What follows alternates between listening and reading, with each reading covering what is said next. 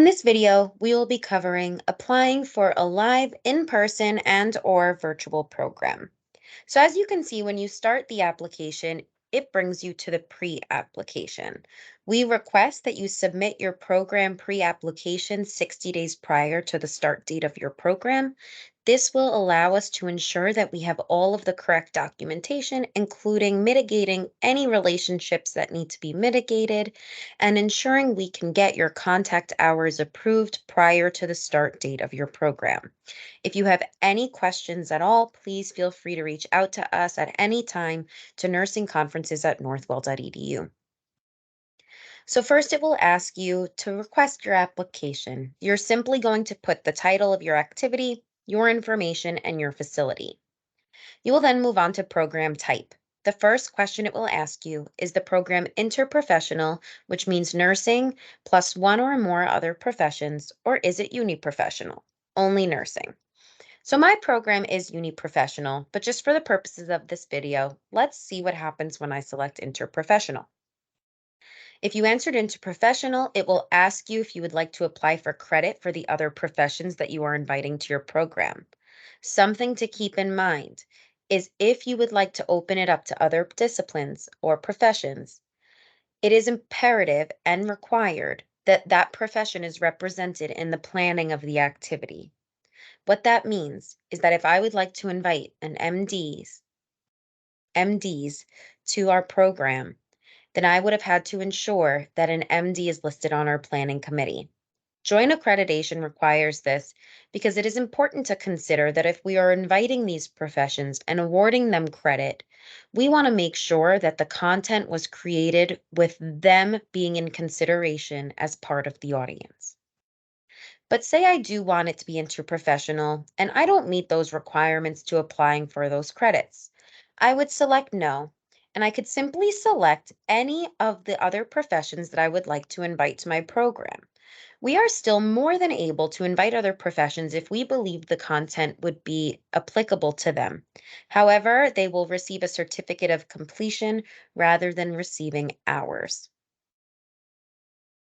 But my program is uni-professional, so I will go back and change this to uni-professional.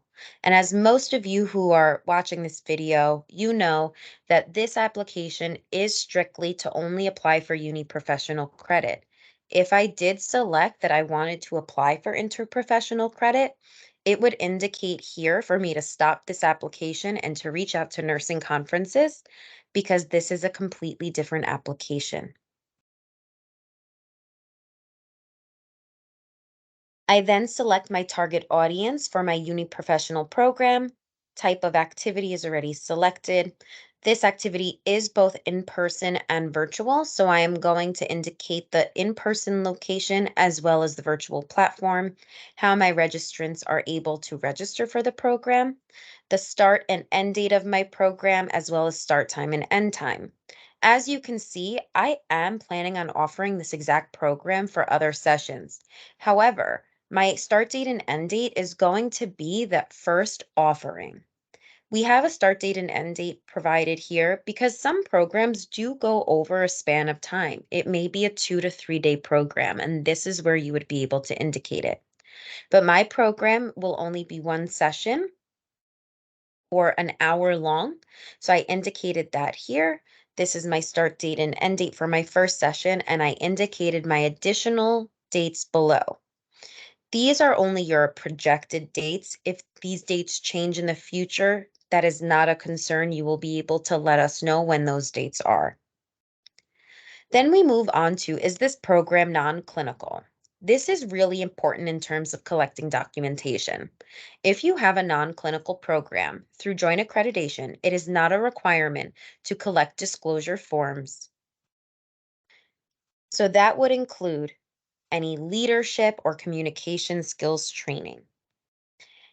If you don't know if your program would meet whether it's clinical or non-clinical, please reach out to us and we would be able to clarify that for you. My program is clinical, so I selected no. I then moved on to disclosure forms and contact information. In this section, it is imperative that you include everybody in your program. That means course directors, planners, teachers, instructors, speakers, writers, authors, reviewers, or others. Anybody involved in the creation of the activity. You select the amount here. For my program, it was only me. I created the content. I will be the one providing the content. So I put my information below. And since my program is clinical, it did require me to upload a disclosure form for myself. If I had selected that my program was non-clinical, it would not require you to upload disclosure forms. It is required to upload all disclosure forms prior to submitting your application if your program is considered clinical. So I have now successfully done that, and I am going to submit my application. Upon submission, I will get the notification that my pre-application was submitted, and that once reviewed and approved, I will be granted access to the remainder of my application. If any changes need to be made, or if there are any further questions, the CNE team would contact me directly.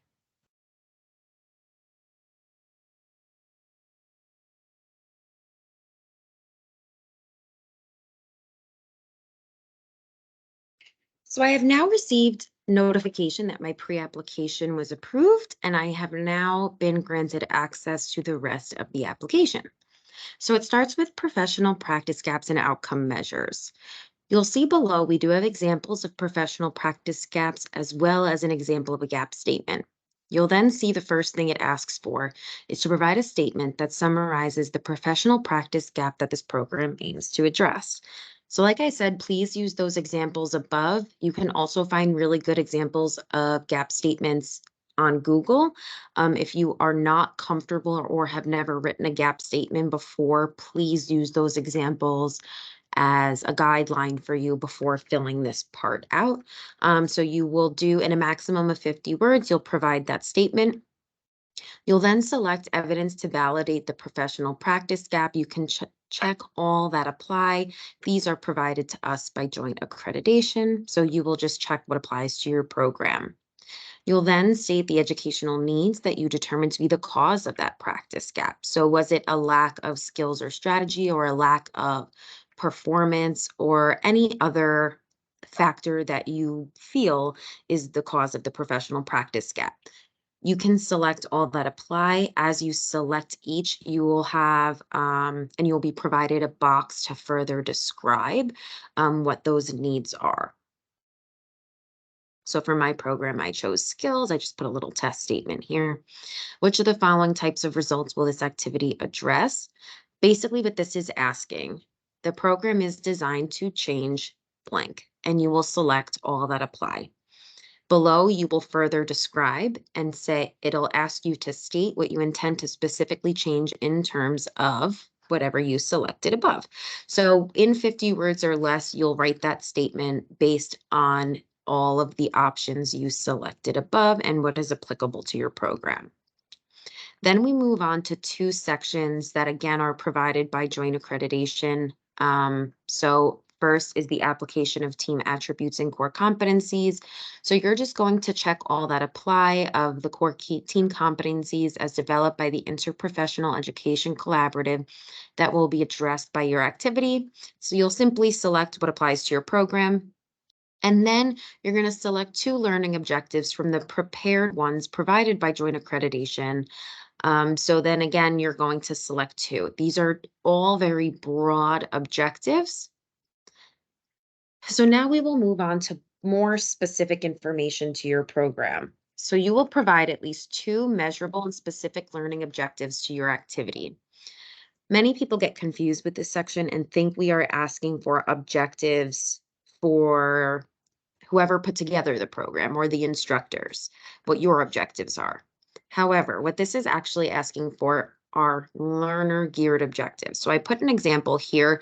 Participants will be able to identify risk factors for UTIs. We basically want two measurable objectives that your learner will be able to do or be expected to be able to do after attending your program. We will then move on to your lesson plan and agenda. You'll simply put in each topic a short description. This does not have to be super descriptive, a little blurb. The presenter, the provided time frame in minutes for each topics, please just put the minutes. The reason being it is automatically going to calculate your contact hours for you. So just simply put the number of minutes and your teaching strategies. You can add additional topics and you will be able to add up to 10 topics. So say you have 20 topics, say you have some massive program, you have 20 topics in your program because it's a multi-day program, you can simply just put 2 topics in each box and count 2 in 1. So my program is a 1-hour program. I separated it into 2 different topics. So each are 30 minutes. And now let's scroll down to our calculated contact hours, and you'll see that it calculated for me that it is 1 contact hour. Before we move on, I just want to discuss if your contact hour calculation comes out to a little bit of a wonky number. So as you can see here, it's possible that it comes out to something like 0.92, depending on the type of program you have or how long each section is. It can sometimes fall on not really an even number. For joint accreditation, all contact hours have to be in increments of whole numbers, 0.25, 0.5, or 0.75. So as you can see here, 0.92 contact hours, that would not be an appropriate number of contact hours to provide to our learners. So this would be rounded down to 0.75. Let's go over a few more. So 6.833333 would be rounded down to 6.75, 1.45 would be rounded down to 1.25, and 3.6888 would be rounded down to 3.5. So again, it does give you the instructions here. Please round down to the nearest 0.25 to determine the hours for your program. If this is still confusing you or you're unsure, then please reach out to us before you continue the application and we can assist you. However, for most of us, most of these applications do fall on those whole numbers, so don't be overwhelmed by that. It is pretty rare that it does fall at a weird number.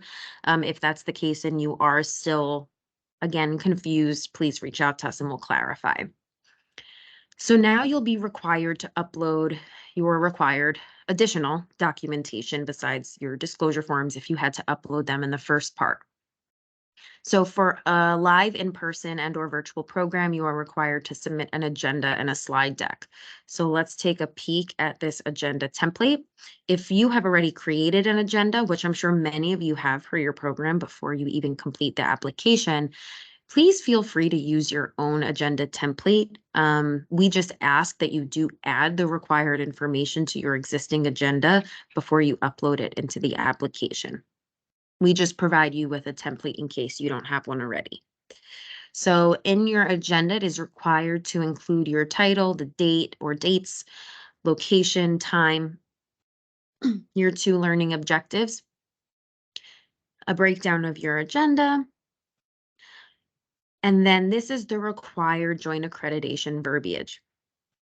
This is a clinical program, therefore it required me to list disclosures. So for this type of program, you'll see the disclosure policy, just listed disclosures, the joint accreditation statement, and the credit designations.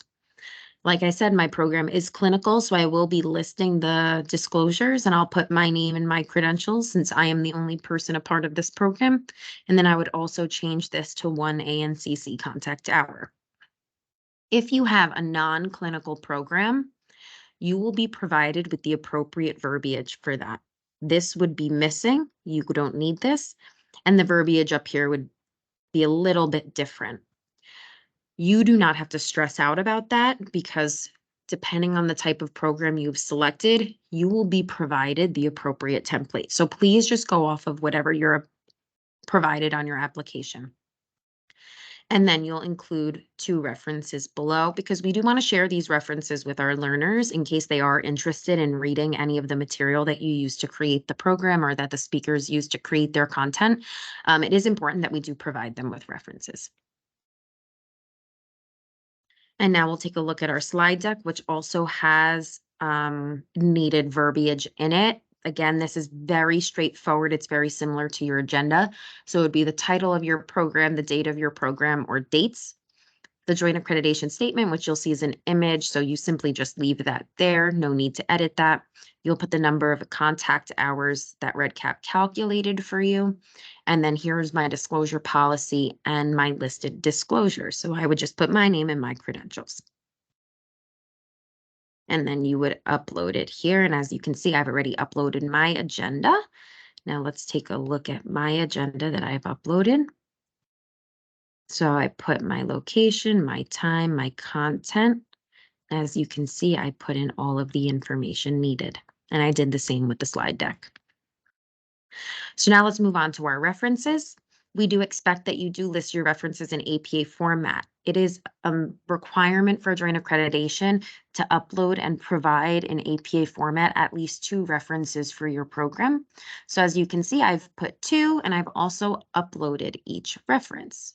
So we can take a look. You can upload just a PDF or a link.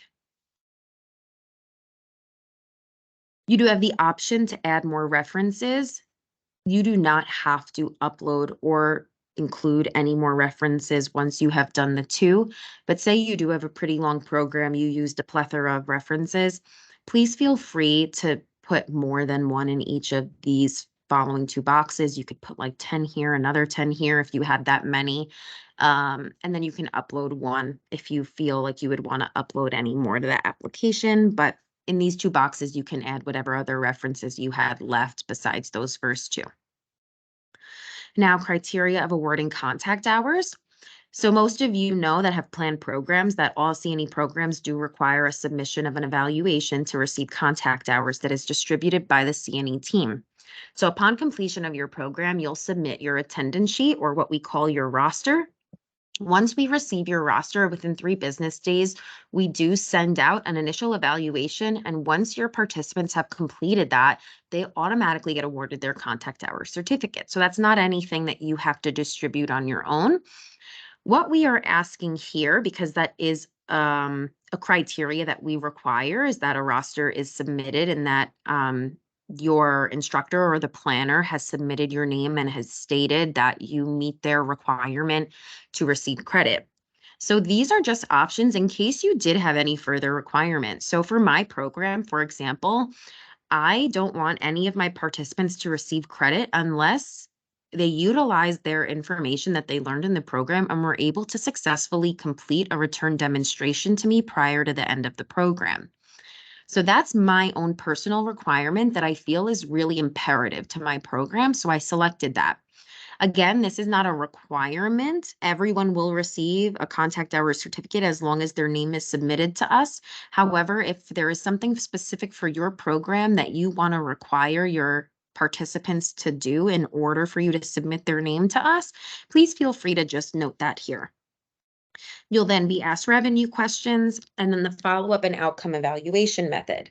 So this follow-up or outcome evaluation method happens at different increments, but for live in-person and or virtual programs, it has to occur 3 months following the program, as you can see here.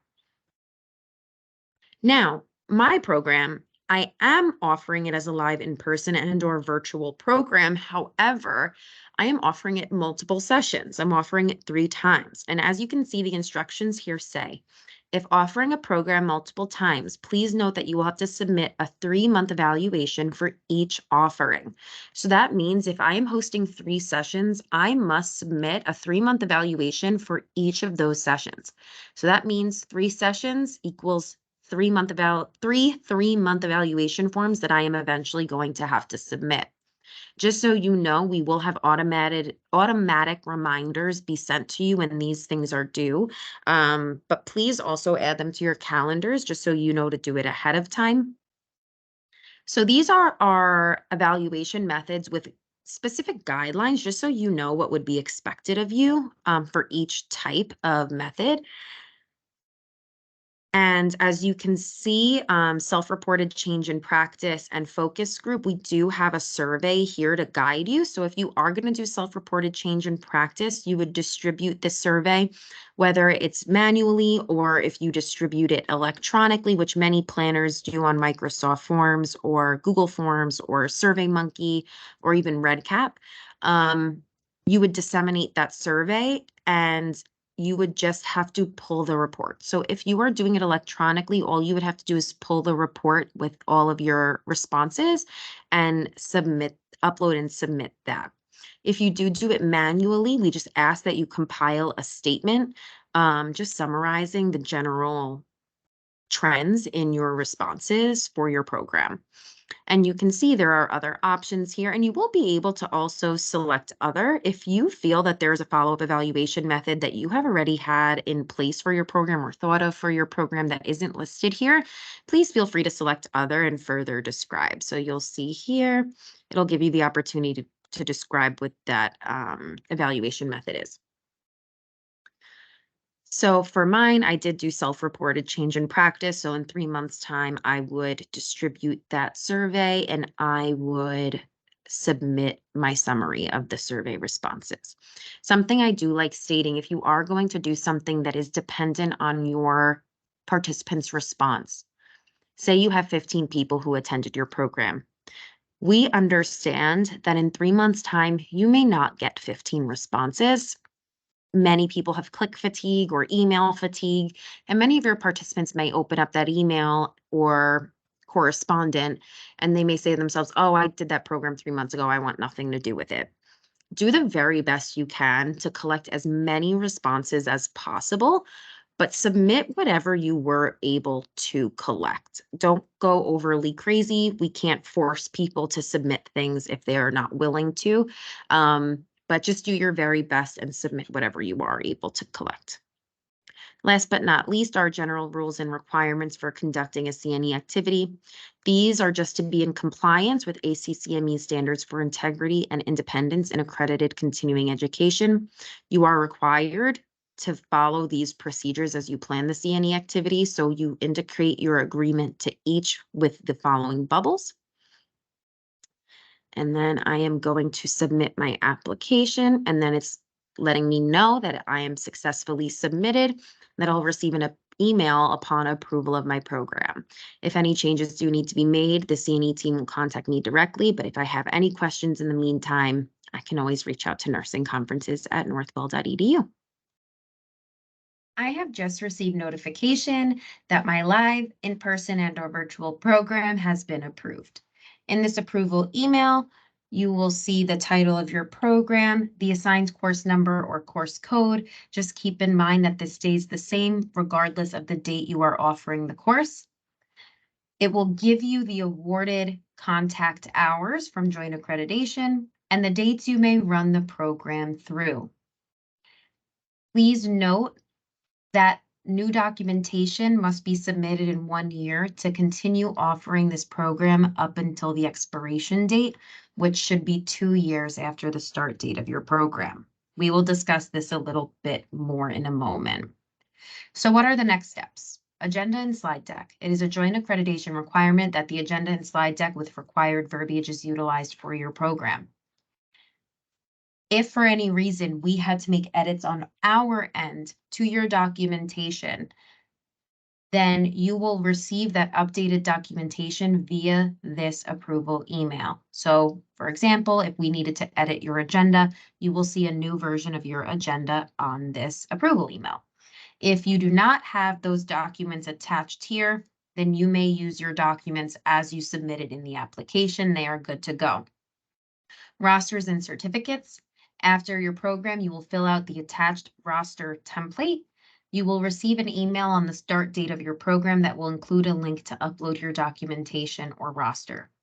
Please access that link to submit the roster, and once it is submitted, we will email all of your participants an evaluation for your program within 3 days.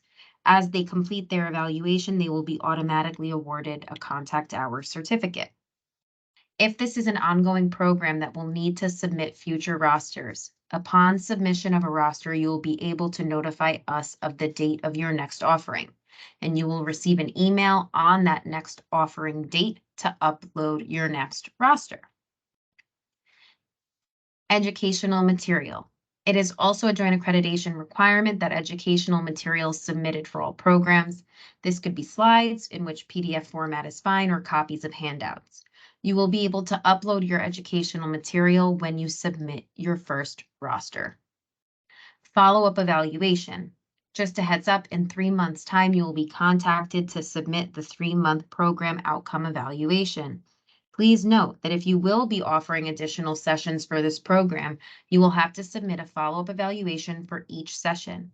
If you do not receive a link to submit additional follow-up evaluations 3 months after a session, please notify us. These will be automatically set up, so you should definitely receive a notification.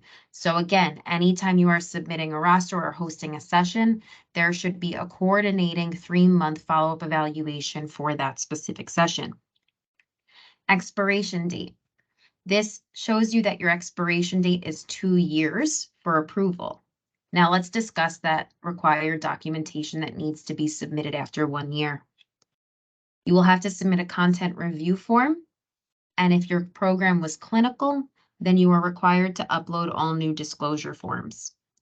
45 days before the 1-year mark of the program, you will receive an invite to complete and submit this required documentation. Once submitted, the C&E team will review it, and you will be notified of approval to continue offering your program. If you do not submit this required information, or if it is not approved, you will be unable to continue offering this program, and future rosters will not be approved and processed. And then it states how you can contact us if you have any questions or concerns. So it's the day of my program, and I just received an email for the roster and educational material submission. So as you can see, it says, congratulations on hosting my program with the course number. Please access the survey to submit your roster as well as the educational material for your program, and you can select on the link below. It will bring you to a page that looks like this: the roster submission and educational material. It will give you general details about your program up top, and then it's going to ask you to upload the roster from your program, and then it will ask you to upload the educational material from your program, which will be right here. Now you can see if I have an ongoing program, it is asking if I am offering this program again. So I indicated yes. If you indicate no, it will not ask you any further questions, but I've indicated yes, and my next session is on June 6th.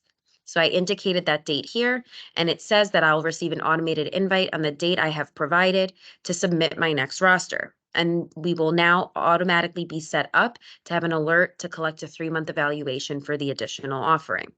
So I've uploaded everything that I need to. I've hit submit. And it says that my participants will receive an evaluation within 3 business days. Upon completion of their individual evaluations, they'll automatically be awarded their contact hours certificate. Have a nice day. So it's now been 3 months after I first hosted my program. I received an email that gave me a survey invitation to this survey, the 3-month follow-up evaluation and budget submission. Just like the roster submission, it will give you general program information above. It will then give you the instructions that were provided on the application for all the different types of 3-month evaluations and their guidelines, just in case you needed a reminder or you forgot how to do it. If you did select self-reported change in practice or focus group, it does provide you with that outline survey again for you to use if you had not distributed a survey as of yet. And then it's going to ask me to upload the 3-month follow-up evaluation for my program, which I uploaded here. And it was just a pulled report of all of my responses because I distributed this electronically. As I said before, all of the instructions are above. If you do not have your 3-month evaluation ready to submit when you receive this invitation, please save the email so that when you do have it ready, you are able to access the survey and submit your documentation. It will then ask you if your program required budget monitoring. If for any reason your program did, you would select yes, and you would be provided a budget template if you don't already have one, and you'll be able to attach your budget here. Many of our programs do not need a budget. They are very limited, but if this does apply to your program, please upload the budget. But my program did not require a budget, so I selected no. I am all done with this survey because I uploaded my 3-month follow-up evaluation. I've hit submit, And it's just saying, thank you for submitting the required documentation. So since my program was ongoing and I indicated the next date of my program when I submitted my first roster, it is now the date of that second time I'm offering the program, and I received another invite to upload an additional roster. I clicked on that link and it brought me to this page for additional roster submissions. Like previously, general program information is at the top of the page. The date of this session, the CNE team will take care of uploading the date of the session based upon what you indicated when you submitted that first roster. So you do not have to worry about indicating the date of the session. You will then upload your roster for that date, and then it's going to ask, am I offering the program again?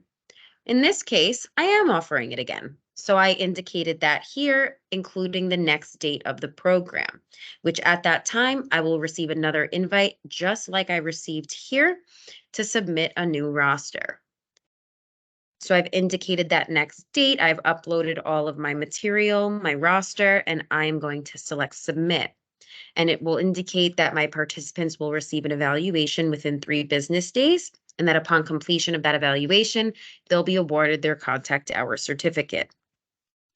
Now that we've discussed uploading additional rosters, let's look at what additional 3-month follow-up evaluation submissions look like.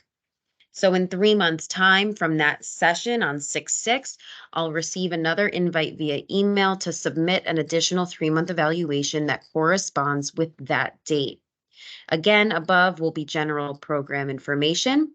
We again will indicate that date so that you know what this 3-month evaluation you're completing right now is applied to. So many of us have programs that are offered very frequently that are going to need separate 3-month evaluation forms. And it can get confusing if you're receiving multiple emails asking for the same thing.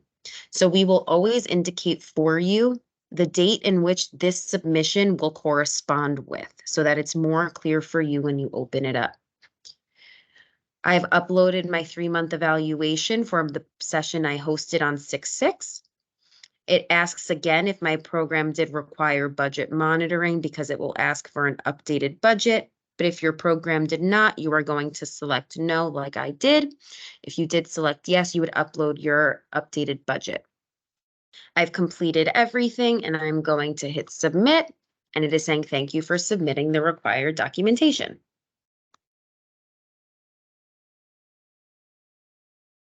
So it is approximately 45 days before the 1-year mark of me initiating this live in-person and/or virtual program that I applied for. I received an invitation to this survey in which I must upload and submit all of the required information in order for my program to be approved to continue through that second year. So I've opened up this survey because I do want to continue running this program. The first thing it asks for is a content review form. This content review form can be completed by the planner or it can be completed by a content expert. Let's look at this form. It simply asks for program information up top as well as the reviewer name and the date.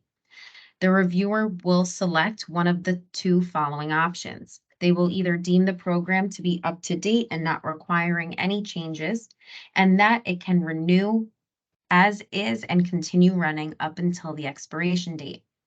Or they will identify some changes that need to be done to bring the program up to date and what those recommended changes are.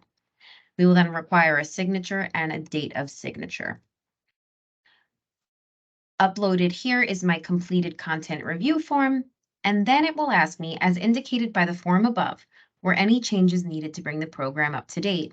In my case, there were no changes needed. However, had there been, I would have selected yes, and it would allow me to upload the updated educational material with the changes indicated in the content review form as suggested. This will ensure that we have the most up-to-date educational material being provided to the learners. I will go back and select no because mine did not need any. It is now asking for disclosure information because my program is clinical. If my program was non-clinical, all of this disclosure information would not be here and I would be able to submit my form. Since my program is clinical, let's discuss the requirements. So it's a requirement to upload new disclosure forms for all course directors, planners, and coordinators. And if an individual is no longer a part of the program, you may leave an upload blank. So it provides you with a disclosure form here in case you need to distribute it. And then it populates everybody you included in that pre-application and uploaded a disclosure form for approximately a year ago. It was only myself, so it uploaded my information and my credentials and provided me with a place to upload my updated disclosure, which I have done here. Had there been more, there would be a longer list of upload spots to upload disclosures for your program. It will then ask, do you need to add any individuals to this program? So over the last year, up into my second year, I am now adding 2 new planners to my program. It is no longer just going to be me. So I have indicated that here, and I have indicated the exact number of who will be joining me. It then provides me with 2 upload spots to upload their disclosure forms. It will then ask at the bottom that if you were required to upload disclosures and left a disclosure upload blank due to the individual no longer being a part of the program, please indicate that here so we know why there is an upload missing. So like I said before, had there been other individuals as a part of my program, underneath where I uploaded my disclosure would be a place to upload theirs. Say one of my planners left the system and is no longer a part of the planning process. Their upload would have been left blank. We ask you to notate that here for us so that whoever is reviewing this understands that it's missing for a reason and that it's not required at this time. I will then hit submit, and it states, thank you for submitting the content review and updated information survey, and that the C&E team will review the documentation and let me know if it has been approved. Throughout the second year of this program, you will still be expected to continue submitting rosters as well as additional 3-month follow-up evaluations based on the dates you are offering your program, exactly like you did within that first year of your program. Please keep in mind that your program's expiration date cannot be extended anymore. Joint accreditation only allows us to approve these programs up to 2 years. So when you are ready to start running your third year, if you do plan on having a third year of your program, then you must simply restart the application from start to finish. Please do so within that 60-day window of the next start date of your program so that we have adequate time to review the documentation and approve your program again. If you have any questions about this part of the process or anything at all, please reach out to us at nursingconferences@northwell.edu.